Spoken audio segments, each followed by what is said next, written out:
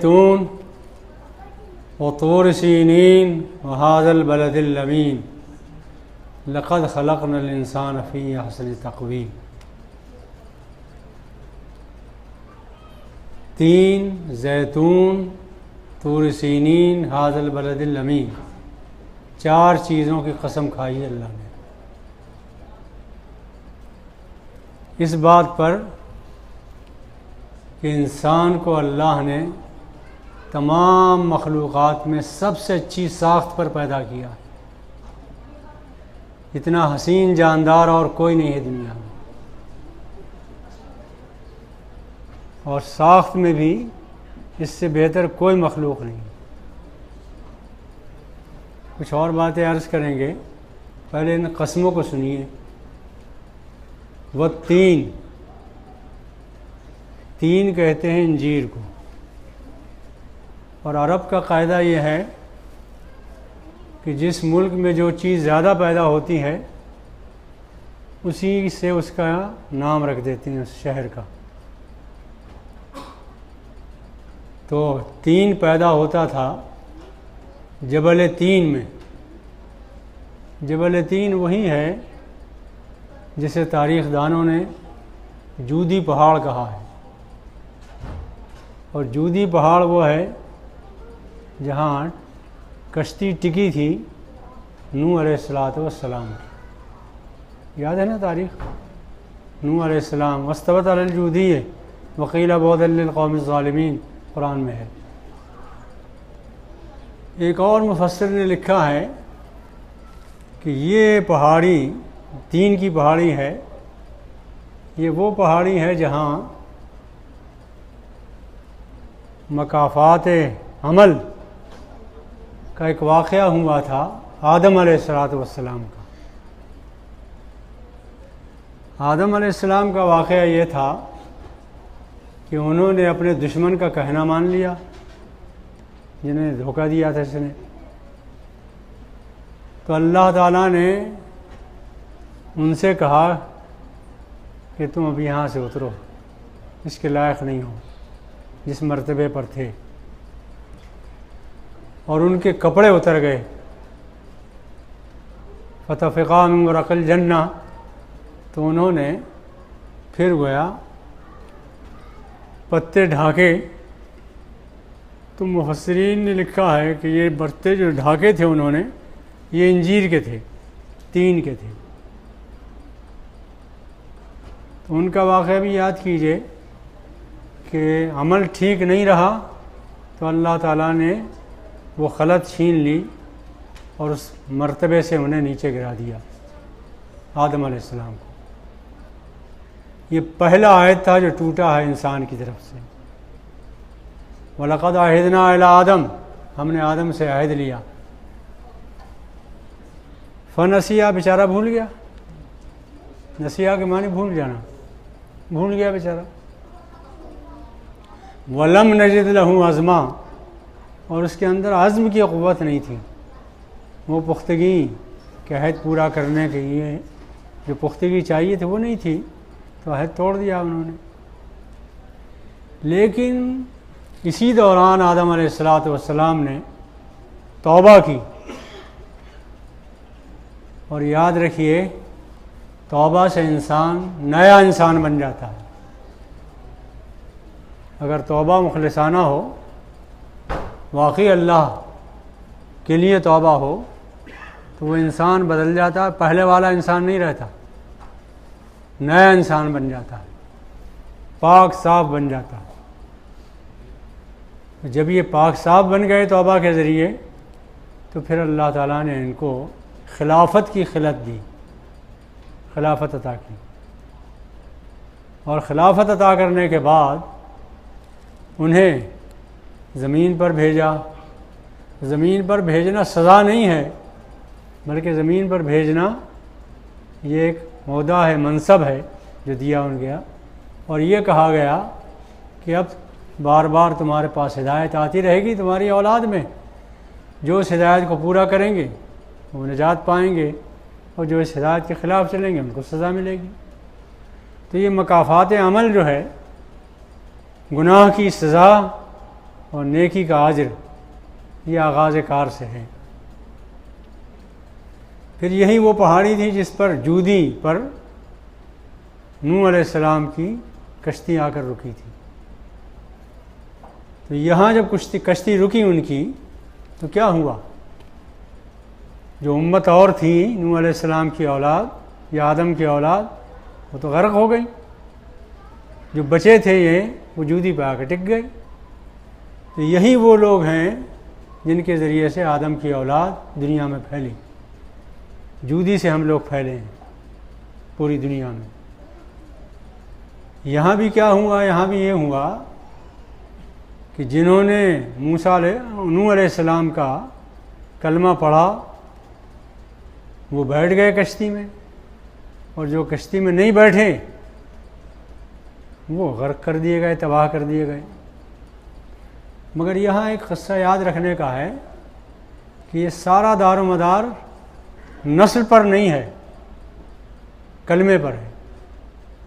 یاد رہے گی، بہت اہم بات ہے۔ نجات کا دار و مدار نسل پر نہیں ہے، نجات کا دار و مدار کلمے پر ہے۔ چنانچہ جب نوح علیہ السلام کشتی میں بٹھایا انہوں نے لوگوں کو، 950 سال تبلیغ کی تھی، 950 سال۔ ما آمن معہ الا قلیل، اور تھوڑے سے لوگ ایمان لائے، زیادہ نہیں لائے۔ ما آمن معہ الا قلیل، تھوڑے سے لوگ ایمان لائے۔ اسی دوران جب کشتی اس پانی میں چلنے لگی تو کیا دیکھتے ہیں؟ نوح علیہ السلام کے ایک نوجوان لڑکا غوطے کھا رہا ہے اس پانی میں، طوفان میں۔ تو نوح علیہ السلام نے بڑے پیار سے کہا، یا بنی ارکب معنا، اے میرے پیارے بیٹے میرے ساتھ کشتی میں بیٹھ جا۔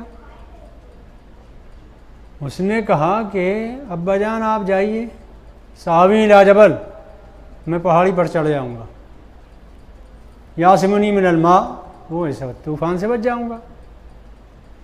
تجربہ کار بوڑھے انسان نے جواب دیا، لا عاصم اليوم من امر اللہ الا من رحم، آج کوئی نہیں بچ سکتا اللہ کے عذاب سے، صرف وہی بچے گا جس پر اللہ کا رحم ہو جائے۔ نہ کوئی ٹیلا بچائے گا، نہ پہاڑی بچائے گا۔ وحال بینہم الموج، باپ بیٹے میں یہ گفتگو ہو رہی تھی کہ اسی دوران ایک موج حائل ہوئی دونوں کے درمیان، فکان من المغرقین، بیٹا ڈوب گیا۔ جوان بیٹا جب باپ کے سامنے ڈوبا ہے تو ان کی مامتا نے زور مارا، جوش مارا اور کہا، یا رب ان ابنی من اہلی، ہے پروردگار یہ ہوا کیا؟ تو نے مجھ سے وعدہ کیا تھا کہ تیرے گھر والوں کو بچاؤں گا۔ ان ابنی من اہلی، میرا بیٹا تو میرے گھر والوں میں سے تھا، یہ کیسا وعدہ کیا تھا تو نے؟ وعدہ تو پورا نہیں ہوا۔ تو نے وعدہ کیا تھا کہ تیرے گھر والوں کو بچاؤں گا، میرا بیٹا میرے گھر والوں میں سے تھا، وہ تو بچا نہیں۔ وَأَنْتَ حَكَمُ الْحَاكِمِينَ، اور آپ تو سارے حاکموں سے بڑھ کر ہیں، آپ کے ایک اشارے پر تھا یہ سب کچھ، یہ آپ ہی نے تو کیا، یہ ہوا کیا؟ تو عرش سے آواز آئی کہ نوح اِنَّهُ لَيْسَ مِنْ أَهْلِكَ، یہ تیرے گھر والوں میں سے نہیں تھا۔ تیرے گھر والوں میں سے تو وہ تھے جو کلمہ پڑھ کر تیری کشتی میں بیٹھ گئے، وہ کسی نسل سے ہوں، کسی خاندان کے ہوں۔ یہاں خاندان نسل نہیں چلتی ہے، یہاں کلمہ چلتا ہے، کیونکہ انہو لیس من اہلک، یہ تیرے گھر والوں میں سے نہیں تھا۔ انہو عمل غیر صالح، یہ تو بدعملی کا پورٹ تھا، بدعملی کا ٹھکانہ تھا، کوئی عمل نہیں تھا اس کے لیے۔ تو پہلی بات تو یہ یاد رکھیے کہ یہ مکافات عمل، جزا اور سزا، یہ آغاز کار سے چلی آ رہی ہیں۔ آدم علیہ السلام کا قصہ سنایا میں نے، نوح علیہ السلام کا قصہ سنایا، یہ متعلق ہے اس سے، والتین سے، والزیتون، زیتون بھی ایک پہاڑی ہے، اور زیتون یہ بیت المقدس جس پہاڑی پر ہے یہی زیتون ہے۔ مفسرین نے اس کو لکھا ہے کوہ زیتون پر ہی واقع ہے بیت المقدس۔ یہاں خانقاہ تھی عیسیٰ علیہ السلام کی، اس معبد خانے میں دن کو تقریریں کیا کرتے تھے، شام کو پہاڑی پر جا کر بسیرا لیتے تھے وہاں۔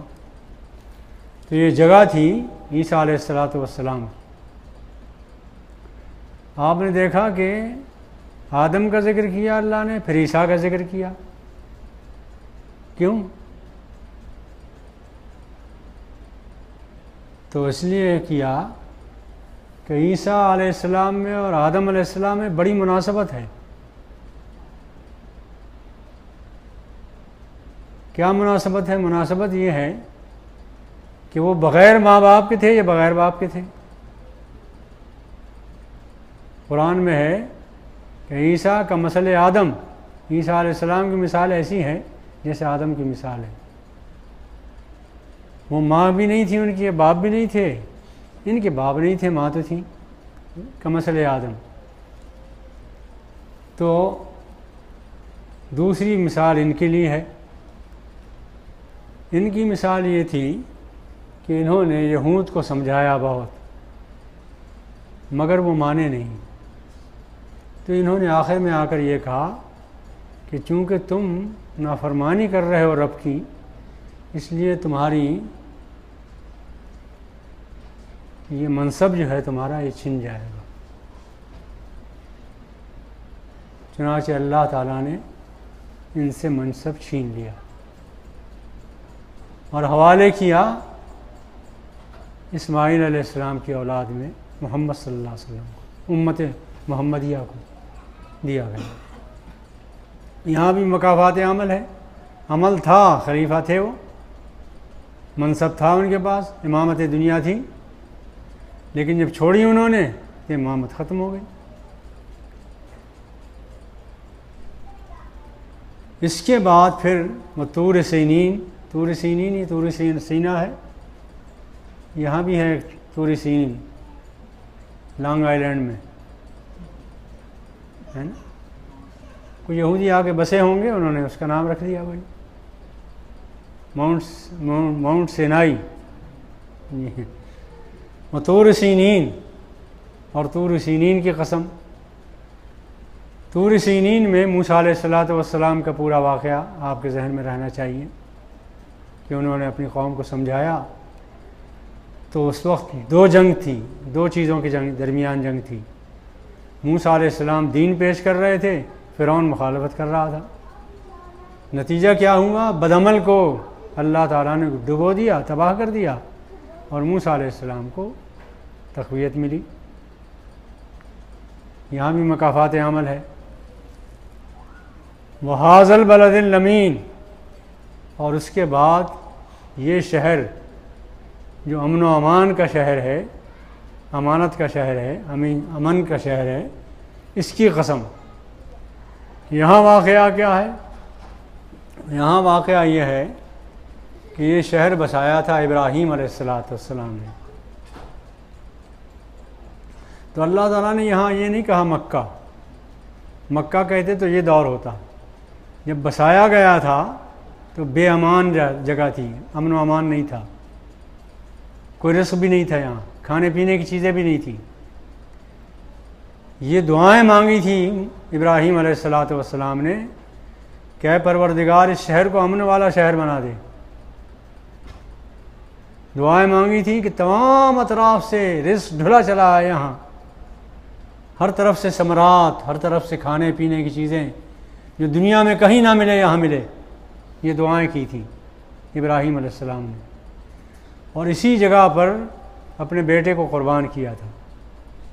اور ابراہیم علیہ السلام کی زندگی کا حال یہ ہے کہ ان کی زندگی کے لیے بہترین لفظ اگر کوئی چنا جا سکتا ہے تو وہ قربانی ہے۔ پوری زندگی قربانی کی تفسیر ہے، وہ پورا تذکرہ ہے گویا، پوری زندگی۔ مثال کے طور پر گھر میں پیدا ہوئے تو ایک مشرک گھر تھا، شرک کا گھر تھا، باپ کافر تھے، انہوں نے گھر سے نکالا، بے یار و مددگار گھر سے نکل آئے، پورا گھر چھوڑا، خاندان چھوڑا، عہدہ چھوڑا، منصب چھوڑا، بے یار و مددگار، صرف اللہ کے بھروسے پر نکلے۔ پھر جب اسماعیل علیہ السلام پیدا ہوئے تو اللہ تعالیٰ نے کہا تمہاری توجہ ساری اس طرف ہو رہی ہے، بیٹے کی طرف، اس بیوی کو بھی چھوڑو اور بیٹے کو بھی چھوڑو، بے آب و گیا میدان میں۔ چنانچہ وَإِذْ قَالَ إِبْرَاهِيمُ رَبِّ هَٰذَا الْبَلَدَ آمِنًا وَاجْنُبْنِي وَبَنِيَّ أَن نَّعْبُدَ الْأَصْنَامَ رَبِّ إِنَّهُنَّ أَضْلَلْنَ كَثِيرًا مِّنَ النَّاسِ فَمَن تَبِعَنِي فَإِنَّهُ مِنِّي وَمَنْ عَصَانِي فَإِنَّكَ غَفُورٌ رَّحِيمٌ رَبَّنَا إِنِّي أَسْكَنتُ مِن ذُرِّيَّتِي بِوَادٍ، اس وادی میں اپنے خاندان کو چھوڑ رہا ہوں، یہاں کوئی کھانے پینے کی چیز نہیں ہے، تیرے بھروسے پر چھوڑ رہا ہوں۔ چنانچہ ایک ٹینٹ لگا کر، خیمہ لگا کر ہاجرہ کو چھوڑا، اسماعیل کو چھوڑا علیہم الصلاۃ والسلام، اور روانہ ہوئے۔ ہاجرہ نے آواز دے کر پوچھا کہ کس کے سہارے چھوڑے جا رہے ہو؟ انہوں نے مڑ کر نہیں دیکھا، ایسا نہ ہو مڑ کے دیکھوں اور چہرہ نظر آئے اور قربانی نہ دے سکوں۔ آخری سوال انہوں نے یہ کیا کہ تم کس کے سہارے چھوڑے جا رہے ہو؟ کیا اللہ نے تمہیں حکم دیا ہے؟ اب انہوں نے مڑ کے دیکھا کہ اب تو اللہ تعالیٰ بیچ میں آ گیا۔ تو ہاجرہ نے کہا اگر اللہ کے حکم سے ہے تو تم جاؤ آرام سے، اللہ ہمارا انتظام کرے گا۔ پھر اللہ نے ایسا انتظام کیا کہ وہ پانی پیدا کیا جس پانی میں خوراک بھی ہے اور پانی بھی ہے، پیاس بجھانا بھی ہے، خوراک بھی ہے، اللہ کی قدرت۔ اور آج تک وہ زمزم کا وہ پانی دنیا بھر میں جا رہا ہے، دنیا بھر نہا رہی ہے، کپڑے دھو رہی ہے، نہا رہی ہے، پی رہی ہے، دنیا پی رہی ہے، وہ سوتے بند نہیں ہوتے۔ اللہ تعالیٰ کا فضل و کرم ہے اس پر۔ تو یہ یہاں پر پھر مکافات عمل ہوا۔ ابراہیم علیہ السلام نے جب اس کو بسایا، اس ملک کو، اس شہر کو، تو اللہ تعالیٰ نے کہا کہ اب تم، یہ بیٹا تمہارا جوان ہو گیا ہے، ساتھ دینے لگا ہے، تمہاری توجہ تو پھر اس طرف ہو رہی ہے۔ ہم نے تو تم مسلم حنیف بنایا تھا کہ تمہاری توجہ صرف میری طرف رہے گی، قربانی دیتے رہو گے زندگی بھر۔ تو کہا کیا کروں؟ تو خواب دکھایا گیا کہ بھئی اس کو ذبح کرو۔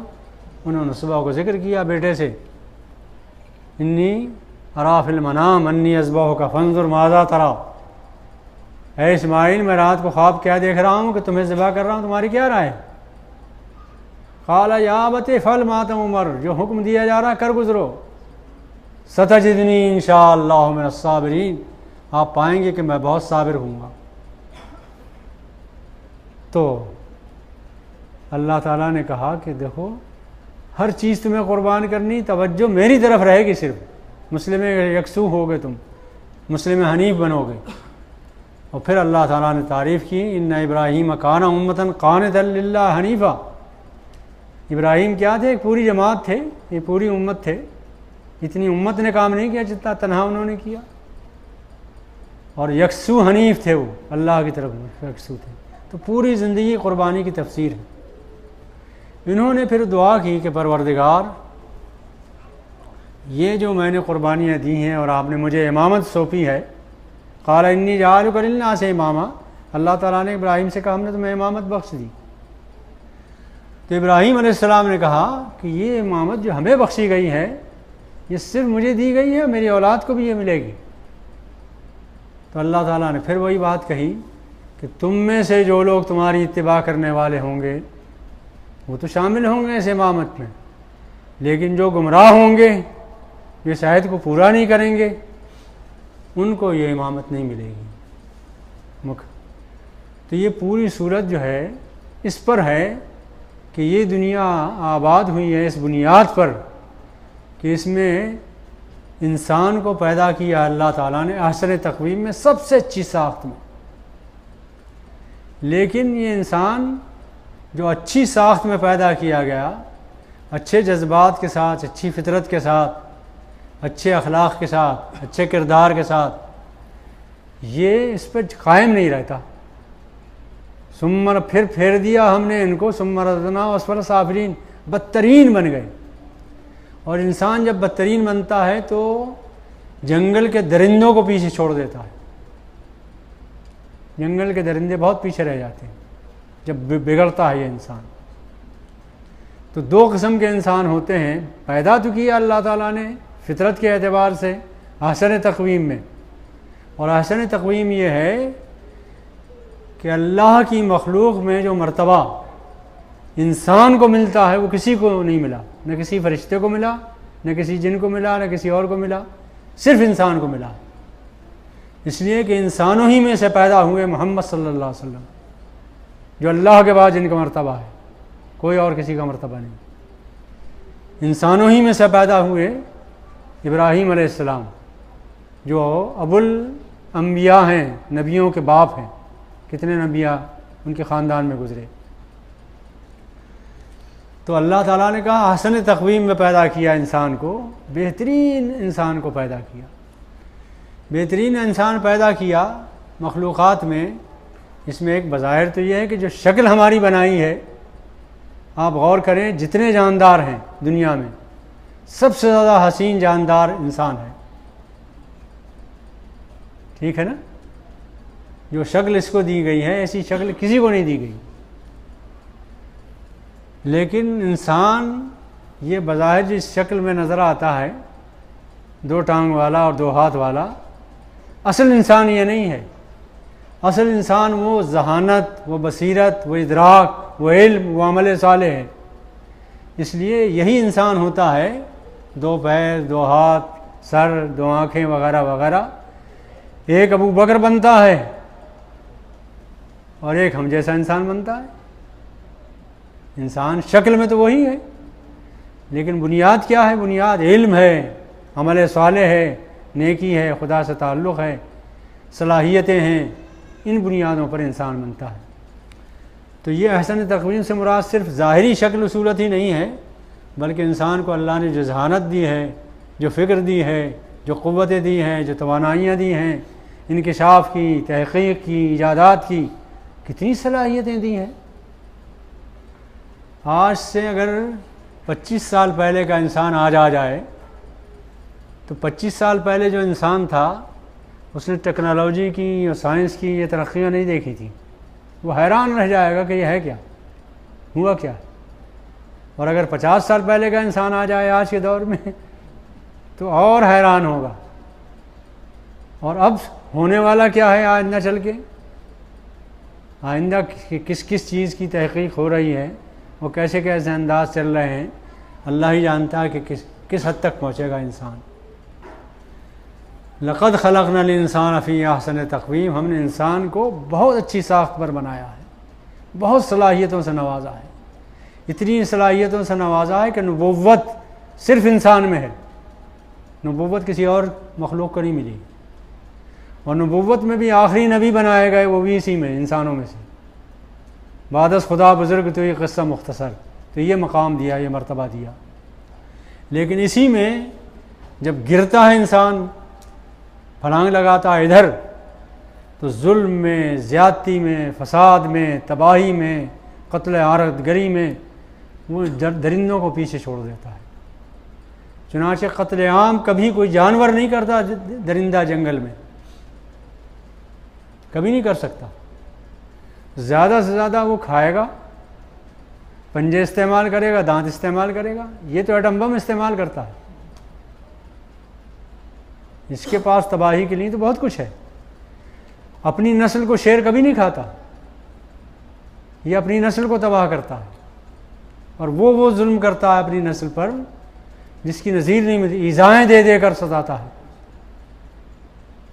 کس طرح ایذائیں دی گئی انسانوں کا بھی، دی جا رہی ہیں اور دی گئیں، آپ نے سنا ہی ہوگا، اس میں تفصیل میں نہیں جاتا۔ تو اس صورت کا پورا خلاصہ اور پورا نچوڑ یہ ہے کہ اللہ تعالیٰ نے انسان کو سب سے بہتر بنایا ہے، مگر وہ جب بگڑتا ہے تو نیچے چلا جاتا ہے، بدعمل ہو جاتا ہے۔ تو تم سے یہ پوچھتا ہوں، اللہ کہتا ہے تم بتاؤ کہ کیا یہ دنیا اندھیری دنیا ہے؟ کیا اللہ انصاف نہیں کرے گا؟ یقیناً انصاف کرے گا۔ جو ظلم و ستم سہ رہے زندگی بھر ان کو اللہ تعالیٰ اجر دے گا، اور جنہوں نے ظلم کیا ان کو سزا دے گا۔ ایسا دن لازماً آنا ہے، یہ ہے اصل بات جو اللہ تعالیٰ کہنا چاہتا۔ تو پیغمبروں نے دنیا میں یہ چار کا ذکر ہوا نا پہلے، انہوں نے کیا سکھایا؟ یہی سکھایا کہ ایک آخرت کا دن آنے والا ہے۔ محمد صلی اللہ علیہ وسلم آئے تو انہوں نے بھی یہی سکھایا۔ تو پیغمبرانہ نقلی دلیلیں بھی یہی ہیں کہ یہی ہونا ہے کہ آخرت آئے گی، اور ادھر اگر ہم عقل سے سوچیں تو عقل بھی یہی کہتی ہے کہ یہ ہونا چاہیے۔ چنانچہ یہ سارا پورا ذکر کرنے کے بعد پھر اللہ تعالیٰ نے کہا ہے کہ ہم نے انسان کو بہترین تخلیق پر پیدا کیا، پھر وہ بگڑا تو بہت نیچے اسفل سافلین میں چلا گیا، ظلم و انتہا کر دی، مگر وہ لوگ بچ گئے، الا الذین آمنوا وعملوا الصالحات فلہم اجر غیر ممنون، جنہوں نے ایمان اپنایا اور عمل صالح کیا، ان کے لیے ختم نہ ہونے والا اجر ہے، اجر ملتا رہے گا ان کو۔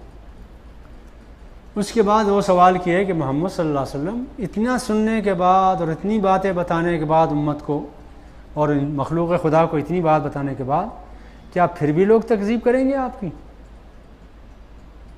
اتنی واضح بات کی بھی تکذیب کریں گے؟ یہی تو آپ کہہ رہے ہیں کہ بھائی آخرت ہونی ہے۔ تکذیب اسی کی ہو رہی تھی، اس لیے کہ یہ صورت نازل ہوئی تھی نبوت کے چوتھے سال سے لے کے پانچویں سال تک، چوتھا پانچواں 4-5 سال جو نبوت کے تھے اس میں یہ نازل ہوئی، پوری تکذیب ہو رہی تھی۔ رسول اللہ نے یہی تو کہا تھا آخرت ہونی ہے، تو فرمایا فما یکذبک بعد بالدین، کیا یہ تکذیب کرنے والے اس کے بعد بھی اتنا سننے کے بعد اور اتنی حقیقت میں سننے کے بعد اور اپنے پیغمبروں کا قصہ سننے کے بعد اور عقل سے لڑانے کے بعد بھی تکذیب کر؟ الیس اللہ بحکم الحاکمین، عام طرح کا کوئی حاکم ہوتا ہے، عام بادشاہ ہوتا ہے، اس سے بھی امید نہیں کرتے کہ وہ انصاف نہیں کرے گا، تو احکم الحاکمین جو حکمرانوں کا حکمراں ہے وہ انصاف نہیں کرے گا؟ یقیناً انصاف کرے گا۔ یہ پوری کہانی تو آپ نے سن لی، پوری صورت پر ہم نے گفتگو کی۔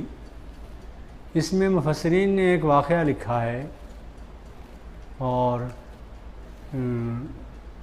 ایک دن ابو جعفر ایک بادشاہ گزرا ہے ہماری تاریخ کا بادشاہ گزرا مسلمانوں کا، اس کے دربار میں ایک بہت اونچے منصب پر ایک شخص تھا، وہ اپنی بیوی کے ساتھ چاند رات میں کہیں بیٹھا ہوا تھا، گل چھرے اڑا رہا تھا، کہنے لگا کہ اگر یہ چاند نظر آ رہا ہے چمکیلا، تو اگر اس سے زیادہ حسین نہیں ہے تو تیرے 3 طلاق ہیں، اپنی بیوی سے کہا۔ رات بھر پھر نیند نہیں آئی۔ صبح کو ابو جعفر منصور کے دربار میں گیا اور انہوں نے اپنی پریشانی ظاہر کی کہ رات بھر نیند نہیں ہوئی اور یہ واقعہ ہو گیا۔ تو انہوں نے علماء وقت کو جمع کیا، فقہائے وقت کو جمع کیا، پوچھا لوگوں سے، تو لوگوں نے کہا بھائی طلاق تو ہو گئی، اس لیے کہ چاند سے زیادہ حسین تو نہیں ہو سکتی ہماری بیوی، طلاق تو ہو گئی۔ اس کے بعد امام ابو حنیفہ کے ایک شاگرد تھے، ان کو بلایا گیا۔ ان کو جب بلایا اور کہا کہ بھائی تم بالکل خاموش رہے، تم نے اس فتح دینے میں ساتھ نہیں دیا، تو انہوں نے کہا میں نے ساتھ اس لیے نہیں دیا کہ اللہ تعالیٰ نے قرآن میں یہ کہا ہے لقد خلقنا الانسان فی احسن تقویم، مخلوقات میں سب سے زیادہ حسین ہم نے پیدا کیا انسان کو، چاند کہاں سے حسین ہو جائے گا؟ فتویٰ تمام علماء نے واپس لے لیا جو فتویٰ دیا تھا۔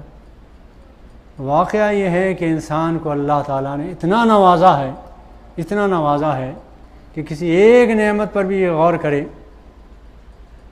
تو اس نعمت کا حساب نہیں لگا سکتا، وہ اتنی بڑی نعمت ہے۔ ہماری تاریخ میں ایک اور بزرگ گزرے ہیں، نام سنا ہوگا آپ نے، امام مولانا جامی رحمۃ اللہ علیہ، سنا ہوگا نام۔ وہ جا رہے تھے دمشق کی جامع مسجد میں نماز پڑھنے کے لیے، تو راستے میں دیکھا کہ ایک فقیر لیٹا ہوا ہے اور بھیک مانگ رہا ہے، لیکن تھوڑی دیر کے بعد وہ سجدے میں گر جاتا ہے اور کچھ گڑگڑاتا ہے، تو یہ وہاں رک گئے، سنا کہ کیا کہنا چاہتا ہے۔ تو وہ کہہ یہ رہا تھا کہ پروردگار، ایک نوجوان جا رہا ہے، کپڑے پہنے ہوئے ہے، دوسرا آدمی جا رہا ہے صحت مند ہے، تیسرا جا رہا ہے، چوتھا جا رہا ہے، جیبیں بھی بھری ہوئی ہیں، کپڑے بھی ٹھیک ہیں، صحت بھی ٹھیک ہے، مجھے یہاں ڈال رکھا ہے تو نے بھیک مانگنے کے لیے، تو کیا سب سے بدقسمت میں ہی ہوں؟ یہ گڑگڑاتا ہے، اللہ تعالیٰ سے شکایت کرتا ہے۔ تو مولانا جامی وہاں رک گئے، اس کی شکایت سنی، شکایت سننے کے بعد کہا کہ فقیر میں تجھے 1,00,000 درہم دینا چاہتا ہوں۔ تو انہوں نے کہا بابا اپنا راستہ لو، کیوں پریشان کر رہے ہو مجھے؟ 1 درہم تو کوئی دیتا نہیں، تم 1,00,000 دو گے؟ مجھے مت ستاؤ، جاؤ اپنا کام کرو۔ مولانا جامی نے کہا بھائی میں سنجیدہ ہوں، میں واقعی دینا چاہتا ہوں تمہیں 1,00,000 درہم۔ تو یہ اٹھ کے بیٹھ گیا فقیر۔ تو مولانا جامی نے کہا مگر میری ایک شرط ہے۔